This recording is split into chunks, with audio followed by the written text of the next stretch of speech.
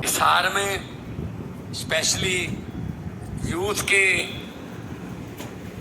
एक बहुत बड़े इकट्ठ में, बहुत बड़ी ऊर्जा में आकर मुझे खुशी मिली। पंजाब में भी जो युवा हैं, वो युवा शक्ति ने ही आम आदमी पार्टी को आगे बढ़ाया। और मैं आपको बताना चाहता हूं कि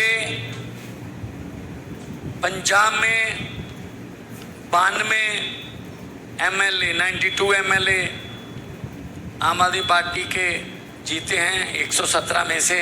उन 92 में से अगर हम एवरेज एज निकालें तो 39 इयर्स बनती है। यानी कि इतनी यंग सरकार देश में और कोई नहीं है। हमारे 26 साल के, 27 साल के युवा युवतियां एमएलए हैं, 28 साल के, 30 साल के, 31 साल के लड़के लड़कियां एमएलए हैं।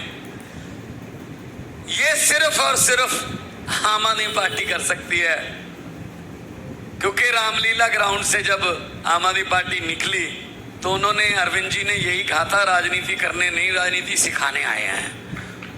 और इन्होंने सिखा भी दिया कि यूथ को अब ये भरोसा हो गया कि मैं भी कुछ बन सकता हूं, मेरा भी इस देश में तरक्की में कोई योगदान हो सकता है। तो यूथ जो है वो देश को आगे लेके जाएगा। हम बड़े गर्व से कहते हैं, बड़े मान से कहते हैं कि India is the youngest country on the earth.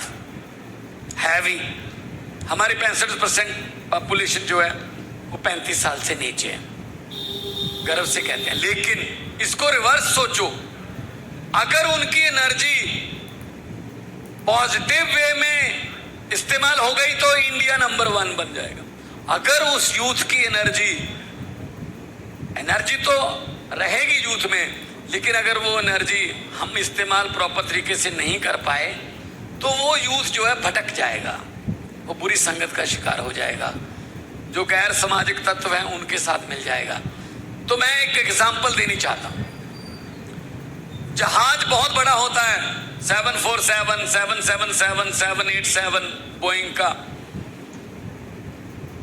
350 passengers, उनका सामान, खुद का वजन, लगभग 1.25 लाख लीटर तेल लेकर वो दिल्ली के एयरपोर्ट से उड़ जाता है। इतनी ताकत होती है उसके इंजनों में। लेकिन वो जहाज जब एयरपोर्ट के गेट पर खड़ा होता है तो उसकी ताकत 0 होती है, क्योंकि जहाज के यहां बैक गियर नहीं होता।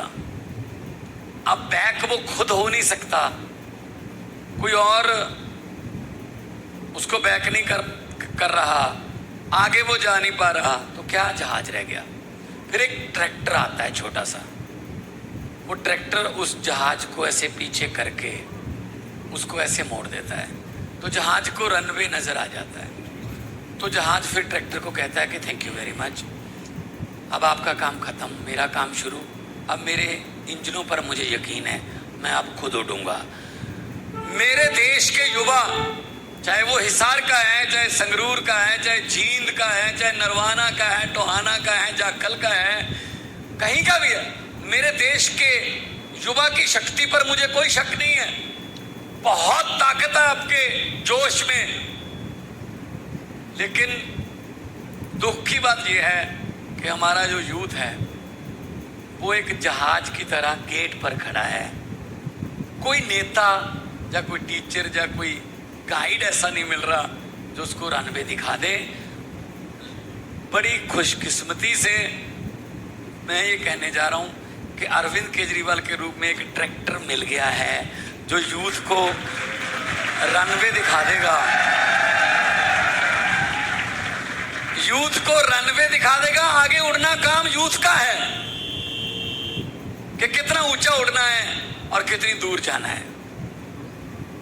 सो यूथ जो है, युवा शक्ति जो है उसको आज इग्नोर नहीं कर सकते। स्टार्टअप के प्रोग्राम चल रहे हैं। पहले सिर्फ डॉक्टर, इंजीनियर और पायलट, बस 3 काम होते थे हमारे। अब तो कुछ भी कर लो, स्टार्टअप्स में इतना कुछ मिल रहा है। पंजाब में 5.5 महीने हुए अभी सरकार बने हुए, हमने स्टार्टअप्स की इतनी कंपनियों को लेके आ रहे हैं। हम लेके आओ, हम उनको माहौल देंगे। क्यों पंजाब का यूथ जो है, क्यों हरियाणा का यूथ जो है वो बेंगलोर में जाके अपना स्टार्टअप शुरू करे, वो पुणे में जाके शुरू करता है, वो मुंबई में जाता है, वो सिलिकॉन वैली एसएफओ में जाता है। क्यों जाए वहां पे?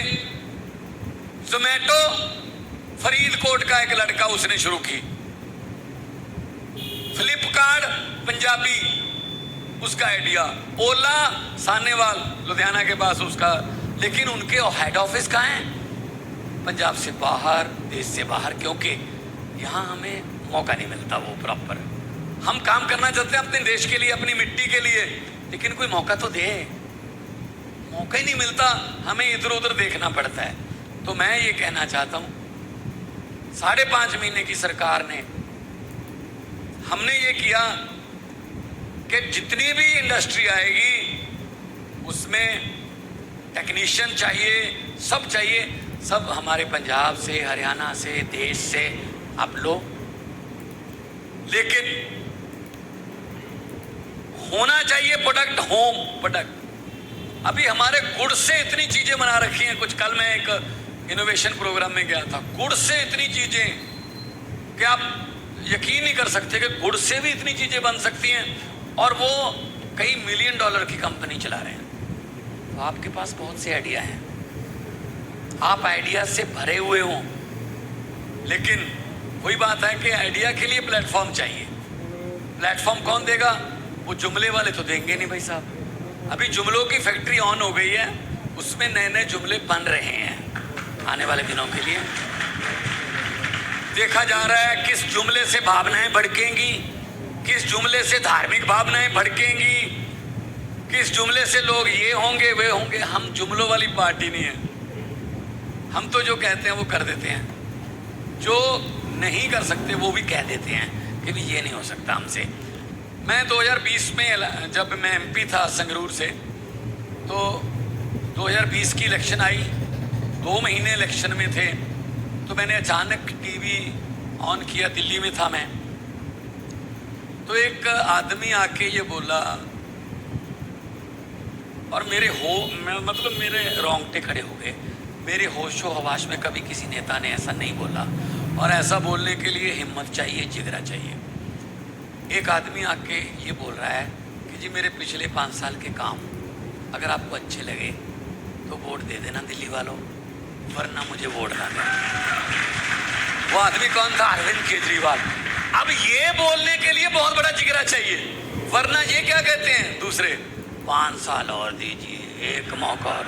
यार हम 5-5 साल देते थक गए, ये 5 साल मांगते थके नहीं है। तो हम खुद आगे बढ़ेंगे, हमें कौन रोकता है?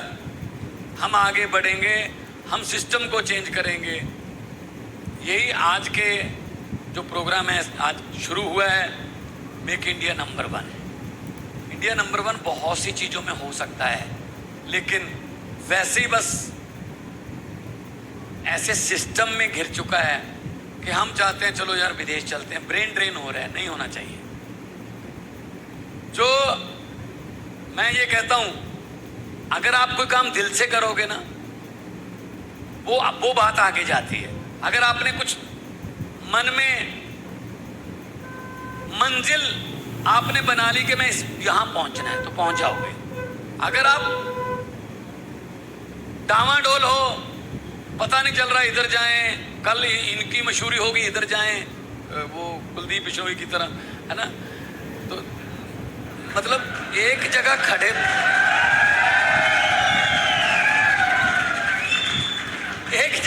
रहो भाई, कोई तो स्टैंड हो। अब दूध वाले के मोटरसाइकिल की तरह ये थोड़ी है कि जिधर को टेढ़ा कर दिया वहीं उधर रुक गए। स्टैंड तो होना चाहिए ना, कि मेरा ये स्टैंड है, मेरा ये मोटिव है, मेरा ये मंत्र है, मेरा ये एजेंडा है। तो लोगों की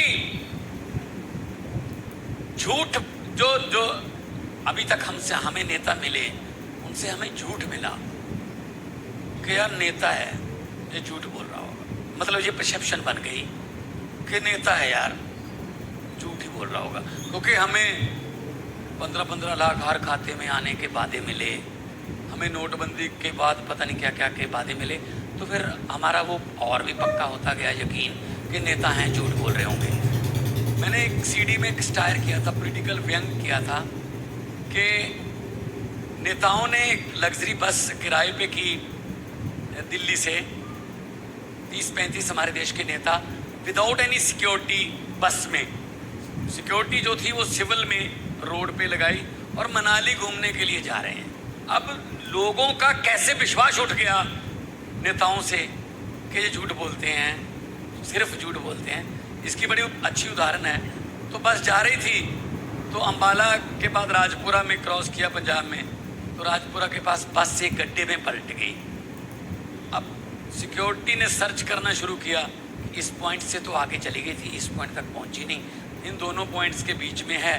तो वहीं एक किसान काम कर रहा था खेतों में, तो उनसे पूछा, उस किसान से पूछा गया कि आपने ये बस इस कलर की, इस नंबर की देखी है? किसान ने कहा हाँ देखी थी, इस गड्ढे में पलट गई थी। तो सिक्योरिटी वालों ने पूछा कि अब कहाँ गई? कहते जी मैंने उसके ऊपर मिट्टी डाल दी।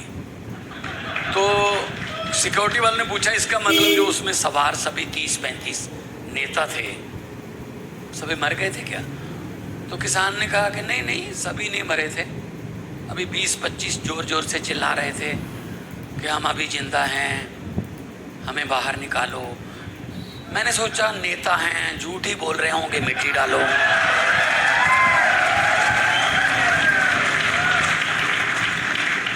हम ये मानने के भी तैयार नहीं है कि ये जिंदा है, झूठ बोल रहे होंगे, जिंदा नहीं है।